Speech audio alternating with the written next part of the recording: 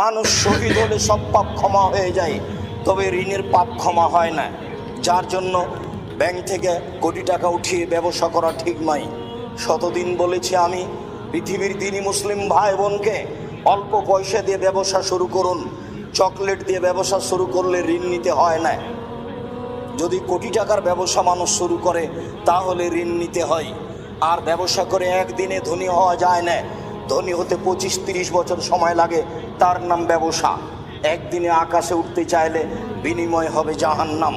খুশি হয়েছে, ব্যাংকে চাকরি করে, তাই তাকে বাড়ি করার জন্য লোন দিয়েছে। মনে করছে স্বামী স্ত্রী বিশাল কিছু, বাড়ি একটা বানিয়েছে, বুঝতে পারে না।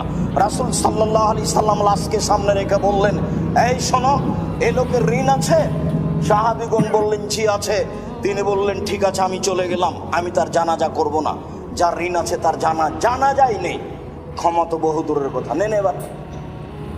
আর একবার বলা হলো, ঋণ আছে? বলে, জি আছে, আমি তার ঋণ পরিশোধ করব। আচ্ছা ঠিক আছে, আমি জানাজা পড়িয়ে দিচ্ছি। একবার বলেছেন, মানুষ শহীদ হয়ে গেলে সব পাপ ক্ষমা হয়, কিন্তু ঋণের পাপ ক্ষমা হয় না।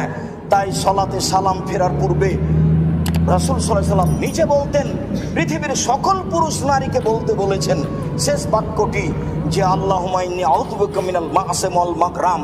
হে আল্লাহ, তোমার কাছে আমি বাঁচতে চাই বড় পাপ হতে, ঋণ কর্য হতে। আমি তোমার কাছে বাঁচতে চাই বড় পাপ হতে, ঋণ কর্য হতে।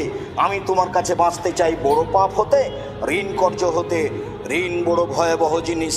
ঋণ নিয়ে ছেলেমেয়ের আহার জোগাতে পারেন, ঋণ নিয়ে ব্যবসা বাণিজ্য, জমি জায়গা, এসব কিছু বাড়িঘর করার সিদ্ধান্ত নিয়েন না, পরকাল হারিয়ে যাবে।